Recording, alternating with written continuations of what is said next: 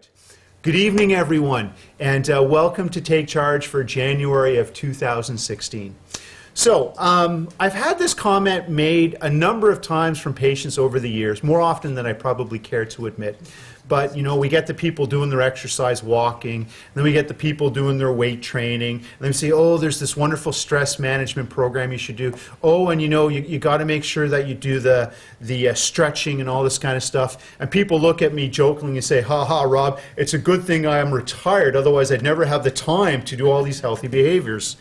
And it's true, because doing everything that you're supposed to be doing on a regular basis really can take a fair bit of time.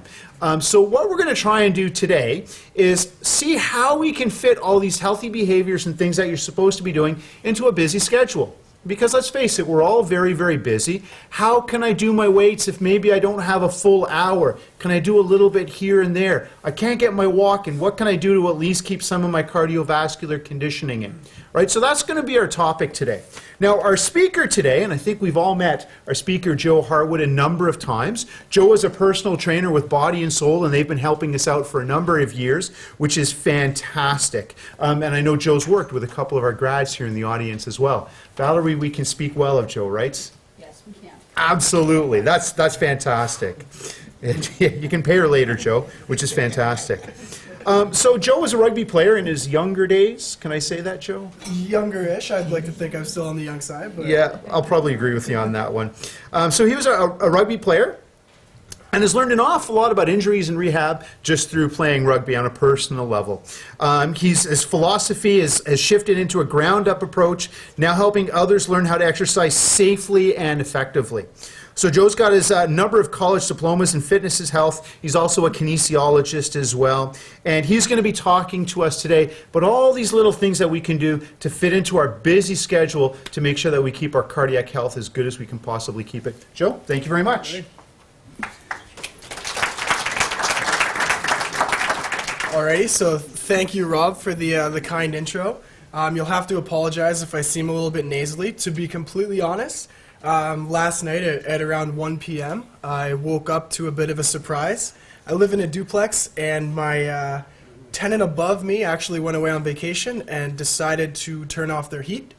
Needless to say, their pipes burst, and I woke up in a rainforest. So I spent last night putting garbage bags out of my room and throwing things around, so you'll have to just bear with me if my voice is kind of slippery in and out, but aside from that, I'm very happy to be here, and welcome to a new year. When Rob and I initially started having conversation about a good topic to kind of work into with the new year, this constant idea of time came up. And you guys know as graduates the importance of maintaining a good exercise program. But one of the big things being time, what I've basically come up with is a very applied approach that hopefully by the end of our time together today, you'll be able to take with you and eventually kind of work that into your schedule. Again, the beauty of kind of some of these exercises and movements, etc., is that you won't need anything in terms of exercise equipment. So these are things that you can do at home. So there's no more excuse of I need to drag my butt to the gym for those of you who think about that. And also to kind of bring in a holistic approach of looking at things like your flexibility and mobility to aid in kind of stress management and some of those things that also can help with proper movement mechanics and also how to implement some strength routines into your program. So we're kind of a little bit all over the map, but trying to put together basically an effective plan. So the first thing we think of when we think of health is pretty individualized depending who you ask. So if you take a look at this diagram here, I thought this was a pretty good illustration showing basically that health kind of goes all over the map, and what's healthy to one person, it may not necessarily mean healthy to another person. So there's some other things on here that you may not necessarily view as health, and vice versa all over the map. What I'm here today to talk to you guys about is kind of on the blue realm, so looking in the bottom right on the exercise component. One thing super important to note with exercise is all of these things are very closely related to one another. So if we see improvements in things like exercise, we can then see improvements in things like stress management. I know that that's a pretty hot topic as well. And then once we can manage our stress a little bit more effectively, we're positively impacting our sleep, and it kind of goes around in this wonderful circle. So what I'm gonna do is talk to you guys a little bit, focusing on the stretching and flexibility side of things, as well as strength training, and also some balance and coordination stuff there. In terms of cardiovascular, I think you guys all have a pretty good idea, being graduates of the program, of the importance of that and the necessity of making that part of your routine. So again, keep up with that stuff, and I'm hoping to add a little bit more in some other aspects. So myself, coming from a kinesiology background, by show of hands, who's familiar with the term kinesiology? Okay, so pretty big in the audience. Kinesiology is basically it's an umbrella term, just like the word health. In my experience, it's kind of been an opportunity to pick and choose where to specialize and where to focus your energy. And for myself, where I found that focus is in movement mechanics, and basically trying to bring us back to the most primitive sense and moving in the way that we were designed to move, and the importance of that being in kind of the safety and the longevity and all these amazing things associated with movement. So kinesiology, we're looking at the anatomy and the physiology with respect to movement. Now, by a show of hands, when someone hears strength training, it's okay if you don't want to throw up your hand, but I'm asking for a show of hands. Who gets a little intimidated when they think of strength training? Oh, so we've got some experts in the crowd. Okay, so when we're talking strength training, resistance training, interchangeable terms there. Okay, so the beauty of strength training is if you don't have the opportunity to use the gym, we do have these wonderful things that we are encapsulated in, our bodies. So our body weight can actually be very effective and efficient for weight training. So in terms of actual weight training, the first thing we need to look at is kind of the proper mechanics of the spine. Okay, we all know the importance of our brain. Okay, so we want to protect our brain basically at all costs. With that said, as you guys know, brain connects to your spinal cord, and spinal cord runs down, and that's basically kind of the motor that powers everything. Okay, so what I'd like to imagine, and what I'd like you guys to imagine, is your spinal cord essentially as an extension of your brain. So when we talk about protecting the spinal cord, the best way that we can do that is by keeping our spine in a neutral and stable braced position. Okay, so this is something that you guys can all practice at home. So what I'm going to do is I'll come out in front and I'll offer you guys a few cues of things to think about. So by a show of hands, who's actively thought about their posture in the last little while and in that respect? Okay, so looking a little bit around half-ish. In terms of our spine, okay, so we have our C-spine, which is essentially our neck. We have our T-spine, which is into the mid-back, and our L-spine into our low back. So we have 3 different curves that work through the back, and all of those curves basically have kind of an optimal angle to allow us to be in a good, strong position. So as you can see from the diagram here, we have basically what looks like an ideal position, and then on the right side, a less ideal position. Okay? To achieve this ideal position, which is what we call our neutral spine position, and there's a lot of really good research to go with this. If anybody's interested, I'm happy to share after. What I want you guys to imagine is keeping your chin tucked. Okay, so what that's doing is that's helping set up your C-spine in the back of your head. Okay, I want you to imagine keeping your shoulders down and back. Okay, so we don't have any of this, or in here, down and back here. Ribs are going to be tucked just a little bit, so drawing the belly button in towards the ribs a little bit, and a little bit of a butt squeeze. Does everybody know how to squeeze their butt? Okay, okay. Alrighty, so what that basically does is that helps set you up in a proper spinal position. Okay, so even when you guys are sitting right now, that's something that you can focus on, and trying to maintain that position, protecting the spinal cord, going to reduce your pain, anything and everything through that respect. With that said, before we move on, I'm going to try and answer a couple questions as we go. Does anyone have any questions about kind of finding that neutral spine position? Pretty straightforward. Awesome. Alrighty. So when we look at this picture on the right here, unfortunately, that's where a lot of us end up, just by the nature of life and kind of our day-to-day tasks, and we are a product of what we spend our time doing. So what I'm going to do is basically offer and show you guys a variety of stretches that you can do to stretch the areas that are a little bit tight that need to be stretched out, and as well strengthen the areas that aren't necessarily as strong as they need to be. So hopefully, if you guys can implement this program, kind of going around 20 minutes, so we're not looking for anything crazy for time, 20 minutes, highly manageable for just about everybody, a couple times a week, should help you bring yourself from this right column into the left column and kind of find that health where we want to be.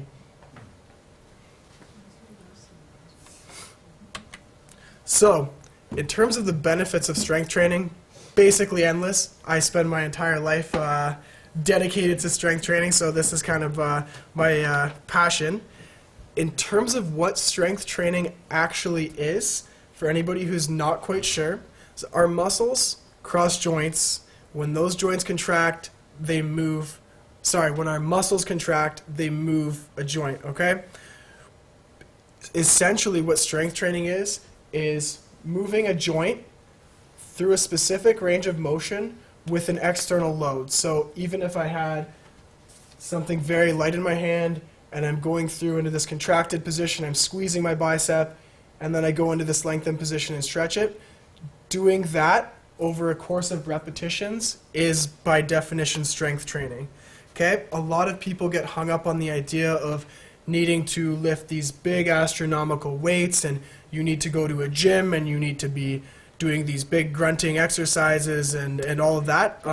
That's kind of a little bit on the mainstream media side of things and not the actual reality of the situation. Some ultra benefits of strength training: improve bone density. Okay, we all know quite a bit about that. Why that's important: if we ever have a fall, improve bone density, we have stronger bones, we're less likely for injury. So something on the longevity side that's super important to think of. Also, generally, we're going to strengthen our muscles, so our muscles are going to get stronger. Also, too, the tendons, so we reduce our chance of injury of blowing tendons and tears and things like that.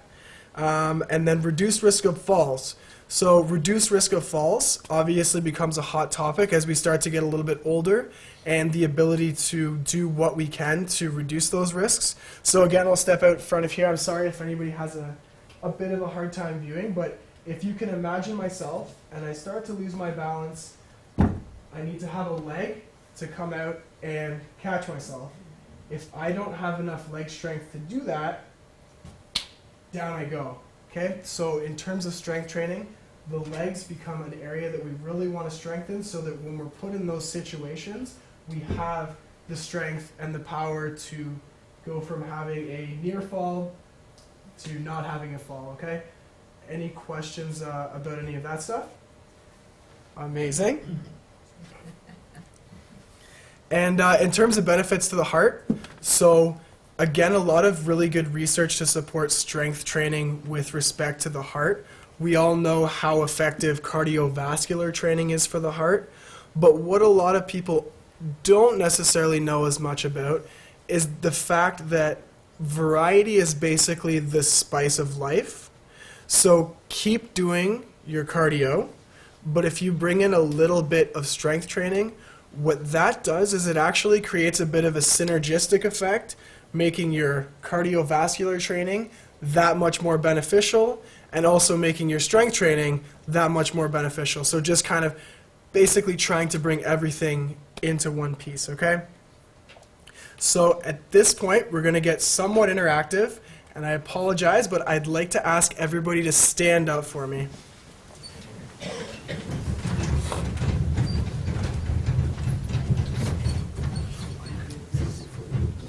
Okay, take your time.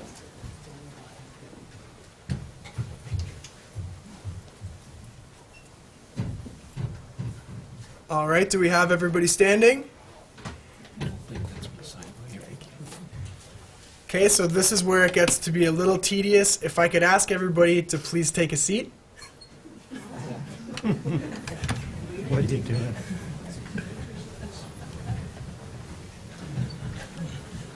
Everybody sitting? So congratulations, you guys have just actually done a squat and you have officially strength trained. Okay, so like I said, when we start to talk about strength training, not necessarily thinking of what kind of mainstream media has led us to believe, but even doing something as simple as that, you've basically forced those leg muscles to fire up, you've stood up, and you've completed a squat, okay? In the industry, when we start to talk about exercise, this is a variation of a squat that we would call a box squat or a potty squat, okay? Now, in terms of technique, by a show of hands, who was thinking about having their spine in that neutral position that we talked about a little earlier? Not quite as many hands going up. Okay, some sneaking up a little bit late. So in terms of that becomes an area of importance. So maintaining that neutral spine through that position. So I won't ask you guys to stand up again, but I do ask that when we finish up today, that you remind yourself of those neutral positions and standing yourself up, okay? So this gentleman here is basically demonstrating what we're looking at when we start to talk about a squat. The squat is the first movement that hopefully you guys can implement into your daily life. As we've kind of illustrated, it's something that you can do literally anywhere. So we don't have to have the excuse of, well, I couldn't make it to the gym to do my exercises, because this is something where you can do it at home. Okay? In terms of incorporating this into your daily life, how many of you guys watch TV? Okay?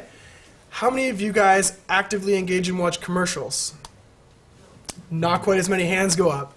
There's your opportunity to strength train. Okay, so as you're watching TV at night, it doesn't take much. You're watching your favorite show, commercials pop on. Instead of sitting on your keister and not doing much of anything, here's your opportunity to work through a few squats, get up, give a stretch, stay limber, and stay in good alignment that way, okay? Does anybody have any questions with bringing a squat in or different ways? As we get to the end, I'll work through kind of sets and reps and specific parameters. So what I'm doing first is exposing you to kind of all the movements, and then I'll show you kind of at the end how they come together. In terms of a squat, so again, come out for a little bit of a demo. Remembering that neutral spine position is super key for a squat. Where a lot of people fail is they kind of, their hips shoot out, or they slump over, or any and everything in between. We've all seen some pretty interesting technique with that stuff. But basically, what you have going on is we want all of the movement to come from the big strong hips and the knees. So anytime that you're rounding in this way, or your butt's coming back this way in kind of a not strong position, that's not what we're looking for. Anyone who's having a hard time thinking about those neutral things, what I'll do is I'll have everybody walk through this with me. What I'd like you to do, take your right hand, and you're going to put that right in your sternum, right dead center, okay? Now what I'd like you to do is take your left hand into your belly button. So your thumb's right into your belly button, okay? Everybody can see this distance here. So as I'm working through a squat, I want to make sure that I can maintain that same distance the whole way down. So what happens with this is if my butt starts to shoot back, what happens to this distance? No good. If I'm here and my top starts to crunch in, what happens? I've rounded in that way, no good. Can everybody see that? So that's a good way that you can kind of check and recheck your technique and make sure that you're having that spine in that good stable position, okay? Question? What if a person needs their hands to, like, on the arms of the chair to stand up? Safety is our number one concern. So if you need to have your hands there ideally. Another way that you can think about it, and a way to kind of alter it, is if you have a broomstick, what you can do is you can have the broomstick in the center. So if you're not quite strong enough to lift yourself and you do need a little bit of arm support, If you have a broomstick out in front of you and you can apply a downward pressure, that's going to help fire up your core and help keep you in a little bit of a more stable position there too. Any other questions? Yeah? Well, when you said your butt doesn't go back, my understanding is, from my training, is that you sit like you're sitting on a toilet, and your knees are not supposed to go beyond your toes. Okay, so that's a big can of worms. When we start to talk about the knees going over the toes, that was a big area of research kind of going back into the 1980s and early 1990s. And the idea with that was that anytime that your knees traveled beyond your toes this way, that you were putting a lot of undue stress through your knees. What the research has kind of shifted to in recent years is that by doing that, you don't have nearly as much pressure through the knees, but you're shifting a lot of bad forces through the hips. So when the knees go over the toes and the hips go in, there's naturally going to be force going through all of your joints, but what it helps do is it helps more evenly distribute it. Okay? Also, to another kind of visual, when we do want the butt to go back to a certain extent.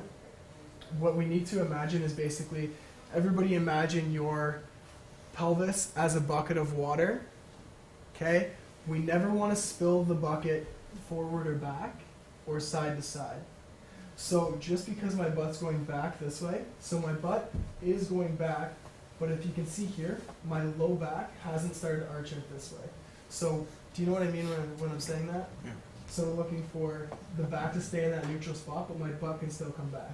So range of motion is coming from my hips and my knees there. Does that make sense? I think so. I squat, I try to do it so that my legs are straight, and I'm virtually sitting in air, and then stand up. So my question to you, if you can get down here and you can go into a deep squat with your knees going over your toe, do you fall on your butt? No. Okay. Okay. I would.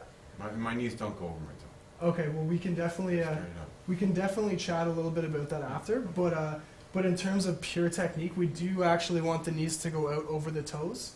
Where we start to run into trouble is, I hope everybody can see me. I'll go to a few different spots. When the knees do come over the toes, we want them to come directly over the toes. Okay. So here, my knees are coming directly over the toes. Everybody can see that there. Over here, my knees are coming over the toes. Anytime that I go down and my knees come in, not good. No, no, no. Anytime I come down and my knees come out, no, no, no, not good. That's when we start to get a lot of bad forces through the knees as well there. Okay. Any more questions about the squat before we move on? Yep. In the picture on the screen, it's showing him putting his arms out. Is that okay to do that? for Yeah, balance? so what that's doing is it's basically offering you a counterbalance, so you can try both. If you try squatting here and you notice that you feel like you're going to fall back, when you put your arms out, it shifts your center of mass forward. So in terms of being able to sit back into a seat and sit down into a chair, that's going to be a good way that you can kind of make sure that you're balanced and that you're not kind of plopping back that way. It's a good question. So before we move on, any more questions about the squat for technique, anything like that? Yes? Joe, you appeared to have your legs apart when you were doing that squat. Yes? So if one's knees don't go out that far, how can you keep them straight? So what we're looking for with that position, when you set yourself up, is you want to try and imagine, so if I take my hips here, Yes. I want my knees to be in line with my hips and to be in line with my toes that way. Okay? Where we start to get into some interestingness is if I can go from here. So what I've done is I've rotated my hips outwards. So now my feet are like this instead of straight up and down. And what that means is that's not right or wrong. It's different. The big thing to focus on is if your hips are out like that, when I squat down and my hips are out, what do my knees have to do? They have to stay out over my toes. Do you see that? So if you want to be out here and that's where you're comfortable, absolutely, rock and roll, keep to it. Just the idea is to make sure that your knees are tracking out over the toes. Does that answer your question? Yes, but if your hips don't go out like yours do, mine used to. Is there a way of still squatting without going forward and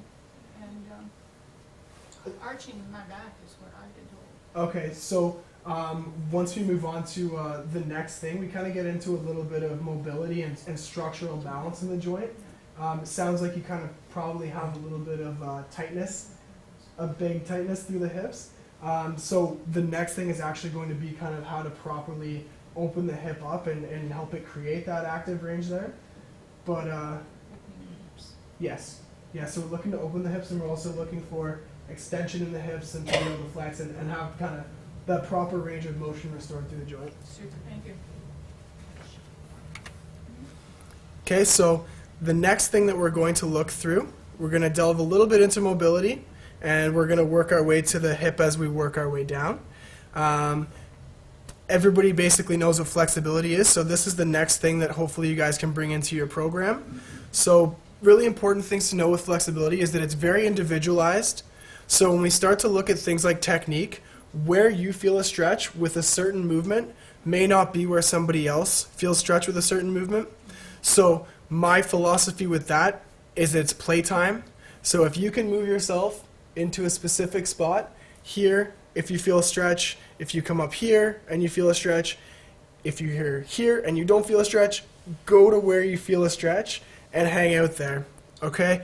Where a lot of people fall short when they look at flexibility and improving range of motion is in order to stretch a muscle, that muscle has to be relaxed. A lot of people have pain when they stretch, which is not a relaxing thing. So what the best way to kind of go about that is through your breathing and trying to inhale through your nose. So everybody take a big breath through your nose and exhaling through your mouth. That's it. So before you enter or exit a stretch, really important that you work to actively slow your breathing down, take big breaths, and find that relaxation, okay? So with that, that helps settle your muscles down. Once your muscles are settled down, then we can look to actively stretch them, okay? Any questions about bringing a muscle through a stretch or anything with that respect? Okay. This stretch here that I'm showing you guys is what's called a Feldenkrais rotation. Pretty fancy name. It's just named after the guy who invented it. It's essentially just a thoracic rotation. So again, looking at that mid-back that we talked about before. Okay, so we can see the demo on the floor. So this again is another one that you guys can do at home. But basically what our picture here is showing is that she has something between her knees, so you can get creative, whether that be a towel or what have you. Basically what that's doing is that's helping secure the low back. Okay, and then what she's doing is she's opening up this way. The beauty of this stretch is that you can let gravity do the work. So for those of us who don't have a lot of energy and don't enjoy stretching, if you just hang out there, you're going to get some positive benefits with it. Again, to drive home kind of the safety elements with stretching, this can be a little bit of a vulnerable position. So really important that you relax, do those deep breaths, bring yourself into the stretch nice and slow, and as well bring yourself out of the stretch nice and slow. The worst thing you can do is be in a really deep stretch, really deep and relaxed, and then all of a sudden, that's when bad things happen when we're stretching, okay? With the Feldenkrais rotation, what we're essentially doing is, if you see the picture in the beginning, you're in that flat side and you're opening up, basically trying to work your top shoulder towards the floor. Can everybody see that happening?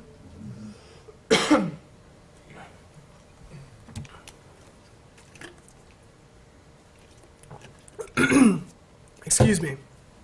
So we can see, all right, so I don't know where my voice just went.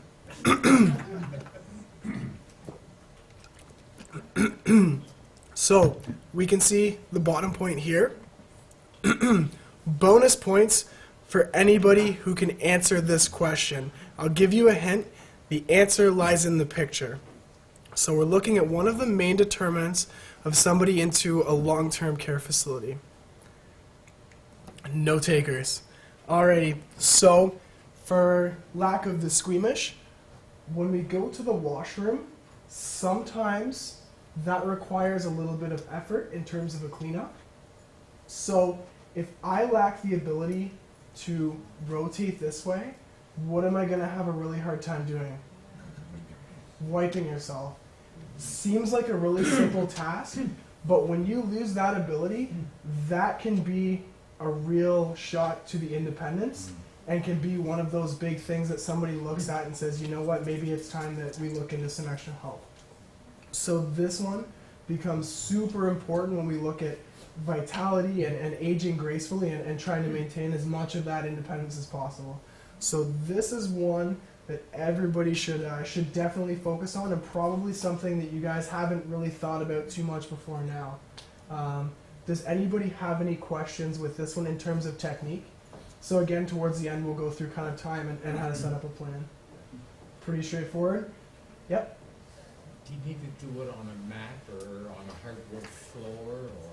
That's kind of a personal preference thing. If you're fine lying on a hardwood floor, by all means. But if you want something that's going to be a little bit more comfortable, even in the absence of nothing, if you do this in your bed in the morning when you wake up or before you go to bed at night, again, another really easy way to to find the spot to do it. If you want to get down on the floor, awesome. If you have the bed, something that's a little bit softer may not offer quite the feedback you're looking for, but it's still going to have a really positive effect. Is there any other questions with this one? Yep. You mentioned about breathing. Yes. When you're doing, I know that you are supposed to continue breathing while you're doing exercise. Yes. When do you breathe in and when do you breathe out? That's a really good question. So it's kind of tough for me to demo without actually laying down, but I'll do my best to show here. In terms of technique, what you're looking for, so imagine my knees up here, okay? You're in this starting position. What you're going to do is take a big breath in through your nose and then exhaling as you rotate, and you're going to hang out in that rotation. And then what's the kind of the best way to go about it from here is take a bit of a breath in, which is going to bring you back a little bit. So, and then you're going to exhale again and try to bring that shoulder a little deeper. And then again, breathing in a little bit. Slowly trying to bring that top shoulder towards the floor. And then again, once you've found that optimal position, again, the first time you do this, highly doubtful that you'll be able to achieve that full range there. It's a pretty tough movement, but being mindful that the T-spine is in a fairly vulnerable spot there. So just making sure that when you come out that it's a relaxing thing to come out. When we start to talk about stretching and comfort levels, sorry, does that answer your question? Yes, thank you. Cool. When we talk about comfort levels with stretching, and I know a lot of people, common complaint is, well, stretching hurts, so I don't do it. We need to have a stretch to create change, but the criteria that I use is that you should never make the pain face. So if you're ever going into a stretch and you catch yourself kind of all over the map, that should be a pretty good criteria that you kind of want to back off on your stretch a little bit, okay? So the Feldenkrais rotation is kind of another good thing, and again, this is another thing you can do at home. Yep? Is this a stretch that we are to hold for 20 seconds once we get as far as we can? Or? Yeah, so at the end I have all of these kind of broken down with sets and repetitions and time and kind of the criteria that way to set yourself up. So we'll get there in a little bit.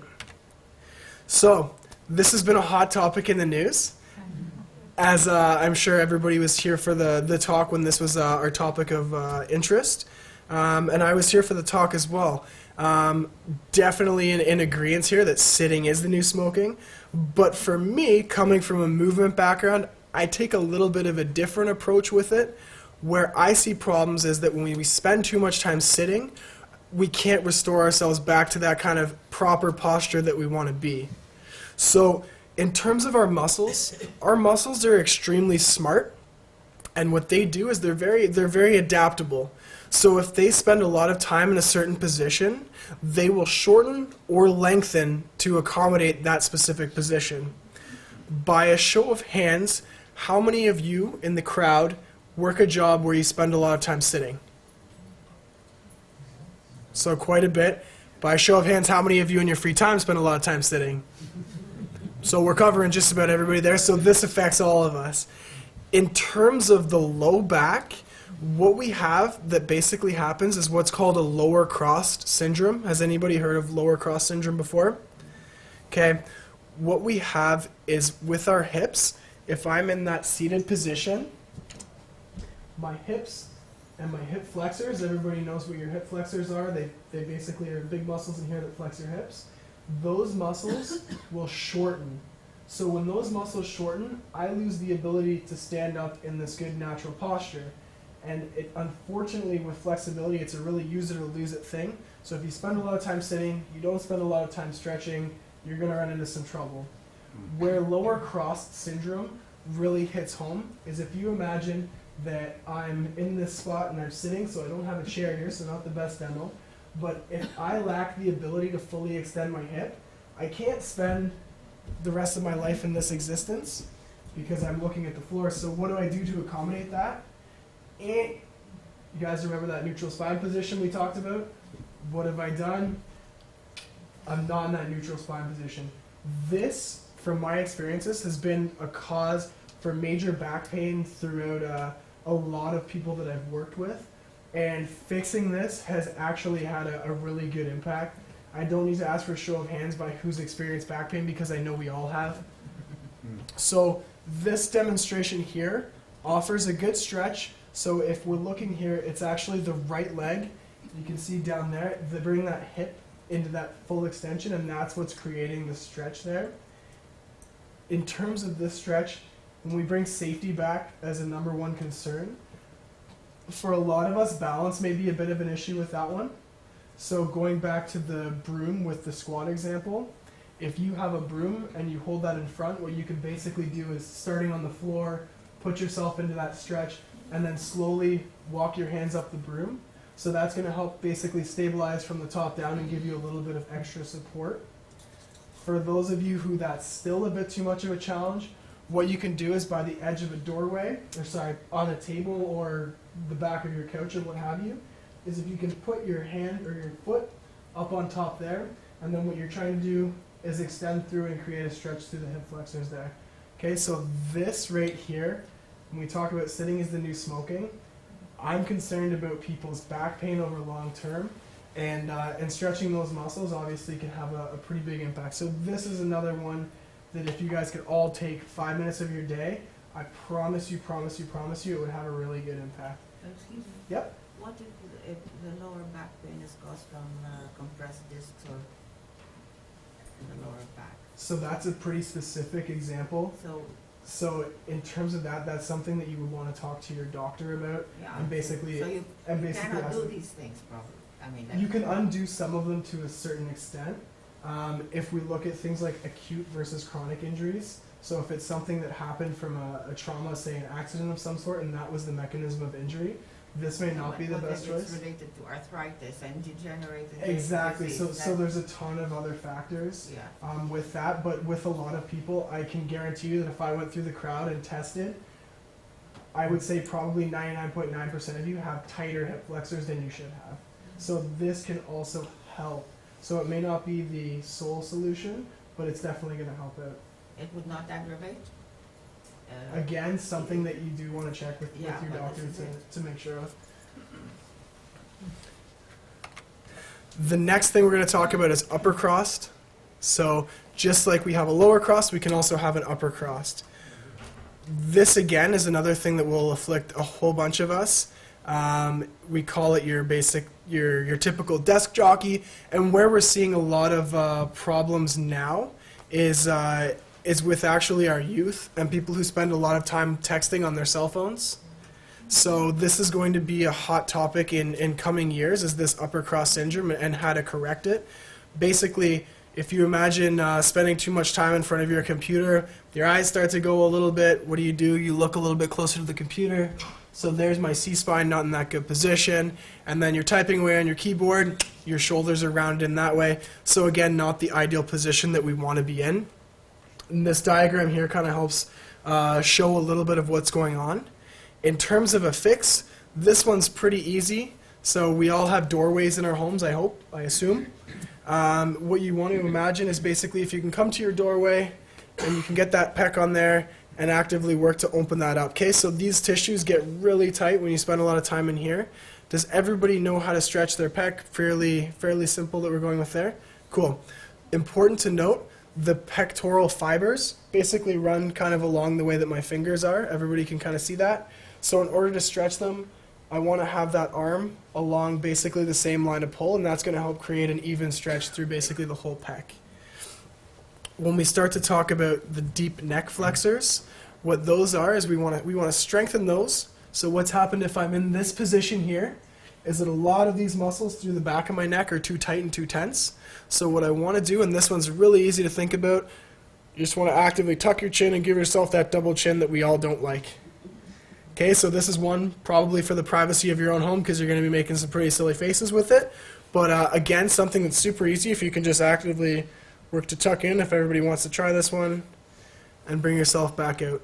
So in terms of that one, we're looking for a bit of a hold there in that position and then coming back out. Really important to note, we don't want to look down. It's not looking down. It's, if you imagine my face, bringing my face back. So nothing in that way. Okay. The next one to look at is the lower trap we want to strengthen. This is one that you can do in bed, which is awesome because we don't have to worry about going anywhere again with this one. Basically what you're going to do is imagine yourself lying in bed. So I'm lying face down towards the side of the bed, so I have my arm hanging off. What you're doing is you're basically making a Y with the arm that's hanging off the bed. For people who prefer a clock, you're coming up to 11 o'clock and you're holding at the top and coming back down. What that does is that helps create a lot of work through the mid traps and lower traps in here, and helps relieve some of the tightness and tension through the upper traps, and basically helps kind of restore balance that way.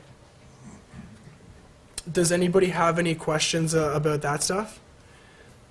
Okay, there's a really unfortunate kind of, basically it's a vicious cycle. Typically when we see a lower crossed, we also see upper crossed. So when you're in that position, it kind of becomes correcting the lower crossed first, and then that helps set up kind of the ground up of being able to work with the upper cross there. The last thing I want to talk about is balance. So this is actually an elephant that we trained at Body and Soul, if you guys didn't know. So balance becomes a really important element and a really important facet of health, especially as we age and we start to worry about fall prevention and all that stuff. So again, by a show of hands, I'd like to ask how many of you in the audience within the last month has practiced your balance for the sake of practicing your balance? Okay, so not too many hands coming up there. So this is a real area of importance and something that you can easily train, keeping in mind the use it or lose it. If you don't practice it, when you need to call on your balance in kind of a dire straight situation, if you can't call on it, bad things are going to happen, okay? With balance, the best way to work with it, again, safety becomes our number one concern. You don't want to fall while practicing your balance, or you've defeated the whole purpose of trying to balance. Basically, what you need to try to do is if you can come to a wall or somewhere that's going to offer a little bit of a stimulus, practice balancing on one foot. So we're not looking for anything crazy here. The foot that's in the air, you're only hovering about an inch above the floor, so in the chance that you start to lose your balance, you can easily bring it back down. Also, being close to the wall or a fixed object that way, what that does is it actually in your mind creates a really good kinesthetic cue that if you can just very gently even tap on that, helps really create that sense of stability there. So that's a way that you can kind of train your balance. And then again, in the position where you are losing your balance, you've got a good cue there to work with. Again, something that you guys can do at home, pretty easy. We're not asking for anything crazy, like balancing on a ball on a beach. Yeah. If you're really advanced and that starts to get a little bit better, this person here in this diagram is showing the star balance drill, or walk the clock as I call it. It's a really interesting one, starting to get a little bit more advanced, but fortunately there's some ways that you guys can kind of regress it and start from kind of the bottom up and work it that way. With this one, basically what you're doing is you're imagining yourself standing in the center of a clock. So you're going to pick a foot that you want to balance on. You're going to balance on that foot, and with your other foot, you're going to walk around the clock on the hour. So you're going to go to 12 o'clock, to 1 o'clock, to 2 o'clock, and work your way all the way around. So highly challenging, but where it starts to kind of even out a little bit is when you scale it for success, is what I like to call it. If I'm trying to take these huge steps all over the place, that's not realistic. Start small. Go 3 inches the first time. How did that go? If that was enough a challenge on the given day, stick to going out that far. If that's easy, you can start to play with a little further, all the way to kind of looking for some big ranges that way. In terms of the position for the rest of your body, we really want to make sure that the spine is at a pretty neutral spot. So you may start to lose your balance a little bit, but trying to keep everything fired up in here, as well with the knee position. So just like with the squat we talked about, the knees coming over the toes, we don't want to be in a position where those knees are collapsing in and taking a lot more stress than they need to. So does anybody have any questions with balance and the star drill? Okay. Where this is important, again, when we start to go into the fall prevention side of things, is if you imagine your muscles now strong and your muscles now balanced, there's your opportunity when you have a near fall to keep it as a near fall and to not end up in a bad spot that way.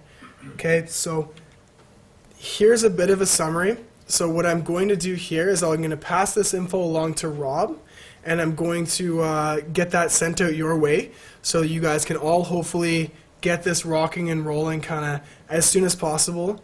This routine isn't anything crazy. It'll take you maybe 15 minutes to complete from start to finish. Okay? These can be broken up, so if you could only have 5 minutes on your day, you might as well take advantage of your 5 minutes. If you have time at the end of the day to work through the whole list of them, amazing. The idea just being when you have time and 5 minutes, these are not difficult things and not things that you need much equipment for, and should be super easy to manage that way. So in terms of the breakdown, I'll just kind of rhyme through really quickly. So the Feldenkrais rotation was the thoracic rotation opening up. Really important that you train both sides of this one. A lot of people, they'll be a little bit tighter on one side and a little bit more supple on the other side, so they're more inclined to just keep stretching that supple side, and then the other side kind of doesn't really catch up. That's not a good position. We want to have basically balance through the whole thing, so make sure you spend equal time on both sides there. Again, I have 45 seconds written here in terms of a stretch that way, so you want to basically bring yourself into that stretch nice and slow. The 45 seconds means by the time you're towards that end range, holding that end range for 45 seconds. So not including the time it took you to get out there or the coming back nice and slow part. Okay? In terms of going 2 times through, you can go left, right, and move on, or you can go left, right, do something else, and come back and go left, right. So you're not locked into anything through that one. The next one, star balance, we just talked about. So again, scaling for success and working through that way. The way that I like to challenge it is if you get used to going clockwise all the time with one foot, try going counterclockwise with that foot. If you always go, so typically when people do it, if you imagine your right foot being the one that moves, the right foot people usually go clockwise and the left foot people usually go counterclockwise. I don't know why. But in terms of that, try to mix it up. So just because you always go one way and the other way, it's good, but if you can try to mix it up and get the brain thinking a little bit more. A lot of times people have a hard time too thinking of, did I go from 10 o'clock? I'm now going 9 o'clock. So it's a good way to mentally challenge yourself too. With that, basically you want to try and walk the clock one way clockwise with one foot, the other way clockwise with one foot, and then counterclockwise. So you're looking for 4 times through. Does anybody have any questions with that one? Cool. The hip flexor stretch, so I showed a few different variations with that one. Looking to hopefully settle up the hip muscle there. I know we have some specific questions. If anybody has really specific questions about themselves specifically, again, I'll be hanging around after here and happy to answer any more specific questions if anything doesn't make sense or it's not completely set in stone. And the pectoral door stretch. So again, we're looking at around 60 seconds here, 2 times through. With that one, you can either go both arms at the same time and push your chest through, remembering those neutral spine positions and not overextending, or you can go just the right and just the left. But again, if your right side's a little bit more tight than your left, don't always just stretch your left. Really try to create that balance that way. The Y raises, going back to the bed, so where the arm comes up into that Y or 11 o'clock and back down. We're just looking at 1 to 2 times through and kind of 12 to 15 reps there. So you're just going to come up and hold and back down nice and slow under control. And the last one, those neck flexors, a little bit goofy, but definitely worth doing. And all of those things, again, things that you can do in kind of the realm of 15 to 20 minutes. So we're not looking for anything crazy. I know time is a really big barrier with the new year. Still fairly fresh. I know we're getting towards the end of January already, holy. But something that everyone in here can and should try to work into their program. Okay, that concludes basically everything I wanted to talk about. Just to give you guys an idea of things going forward, I'm actually talking with Rob right now, and what we're looking at doing is setting up an intro to strength training course that's going to be offered here at Toronto Rehab, and we're firming up start dates, but looking like it's going to be February 2nd, so the week after next, running every Tuesday for successive weeks. So expect an email from Rob with that. And what we'll do is we'll send out a link where you can register and all of that stuff, and then we'll have some paperwork to work through, etc., to get you guys set up. But basically what that course is going to be is it'll be a little bit more specific and a little bit more applied and hands-on. Obviously, kind of the smaller the group and the more hands-on when we start to talk about a lot of these things, the better it becomes. So I invite anybody who's not completely sure and who's a little bit reluctant for a number of reasons to come out and to try to work out with that stuff. So again, expect an email from Rob. That concludes everything I want to talk about. If anybody has any questions. Yep. I have a question. Is there a difference between doing stress resistance with free weights or machines? That's an excellent question. There is a fairly large difference. Exercise with machines, basically they have different pulley systems. So if you look at, in terms of a graph with physics, you're going to have a pretty similar resistance through that entire range of motion. So again, if I go back to this example, if I'm doing a bicep curl up here, and I have a free weight in my hand, when I'm standing out here, that free weight is putting more force through my arm than when it's up here because it's a longer lever. Does that make sense? If I had a machine that was doing that, the way machines are designed is that it's going to keep the resistance pretty much constant the whole way through. So it challenges your strength curve in kind of a different way. In terms of if one is actually better than the other, it ultimately comes down to who you ask and what the purpose of the exercise is in the first place.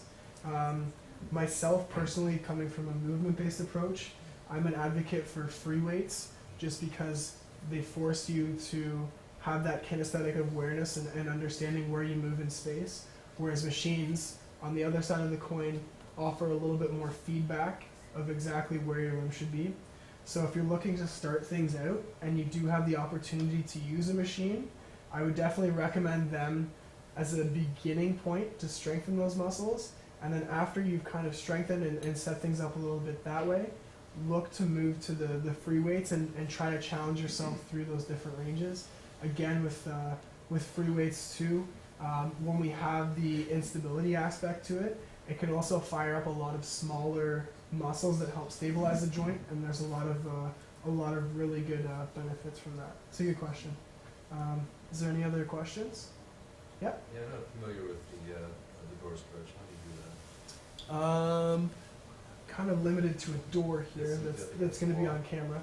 So if you imagine myself in a doorway this way, okay, you can visualize that. What I'm doing is I'm taking my arms back this way to the outside of the door, so I'm applying pressure this way, and I'm bringing my chest through the door. Does that make sense to everybody? It's a little bit tough to demonstrate without a door, but basically just standing in the doorway and that way. And again, you can go left, right. So for some people, if you're here and you're not able to get very far because you're pretty bound up, that's a good opportunity to focus on one, stretch it, open it up, and then focus on the other one. As you get better, you can kind of work through both. Little push-ups. Yep. Joe, your hands are against the door frame, are they, when you're doing that? Yeah, so we're looking if the door frame runs like this, just like that. So my hand, as well as even down into my forearm to my elbows. You're leaning against the door frame, Yes. but you've got both hands up, so you have to be able to, So I'm showing both. I'm having a hard time. you know, you haven't got a small door. I don't want to make everybody turn. I don't have a small door in front of me yet. Again, if you can imagine, so I'm in this little door here. So here's the top of the door, and the sides are going down here. I'm reaching to both sides of the door, so if I'm here, I'm touching the walls. I've come to here. I'm still on the other side of the door frame, and now I'm bringing my chest through the door like I'm going to pass through it. So you're pushing your shoulders and arms back. Yes. Thank you. Yes. Since there was lots of questions about these exercises, do you have anything with pictures of each, like a little diagram of each exercise? So what I can do, and that's definitely something to do, this is going to be passed on to you. So what I'll do is try to get some pictures that go along with each, and I'll try for you guys to put a couple point form notes together of things to concentrate on. So kind of like your top 3 tips and things to think about with each of them, because I know kind of covered a lot of stuff and bits and pieces kind of forgotten and bits and pieces remembered or not necessarily understood or interpreted. So what I'll do again is I'll have kind of a breakdown of 3 different kind of really important things to focus on, as well as a picture, so you guys will have a pretty decent guide to take out of it. Yep. I like to do push-ups, but I'm told everybody shouldn't be doing them. What are your thoughts on that? That's something we can definitely chat about after. Going into kind of health history, and there's a number of different reasons why someone could or couldn't or shouldn't do push-ups. If you want to chat to after, definitely can look into that a little bit further. Yep. Near one of the first slides, you had a couple of words there at the bottom, improved lipid level. Yeah, so there's actually, in terms of strength training, one of the benefits that we see, so to speak to that a little bit more, so we actually see improved HDL to LDL ratio with strength training. That's where the improved HDL is improved lipid. Yes, yeah, so improved lipid profile there is going to be a higher HDL, so we get that ratio a little bit better and closer to a normal range. So that's a good effect there. And again, when we start to talk about benefits of the heart, I didn't really touch upon it too much, but with the flexibility and mobility aspect, we know that our heart's this really strong muscle, and our arteries carry a lot of pressure to bring the blood out through the body, and our veins bring the blood back. Now our veins don't keep a ton of pressure, as you guys probably know. They're not a super pressurized bit. When we start to strength train and bring our muscles through a lot of range of motion, that actually works as kind of a mechanical pump and helps return the blood to the heart a little bit more smoothly that way. So helps the heart in that respect too. Any other questions? Way deep in the back. What about things like yoga and Pilates? Do they pretty well do the same thing for a person? A lot of the same things. It kind of depends on the flair in which you're doing that and what instructor you're working with and kind of where they choose to focus their energy. But generally speaking, a lot of what we've touched upon are different yet the same things that you would encounter with yoga and Pilates and a lot of things like that. So if that's something that you're engaging in, power to you, rock and roll, keep with it, and then the stuff on top is going to be super helpful as well. Do we have time for any more questions yet? Yeah, you were saying previously that when you're doing some exercise and you have to squeeze your face, in other words, you're in pain with it. What about the saying, no pain, no gain? to to speak to that in the purest, simplest sentence, and kind of, I'm sure Rob would attest to this. If something hurts, don't do it. Absolutely. Joe, thank you very much.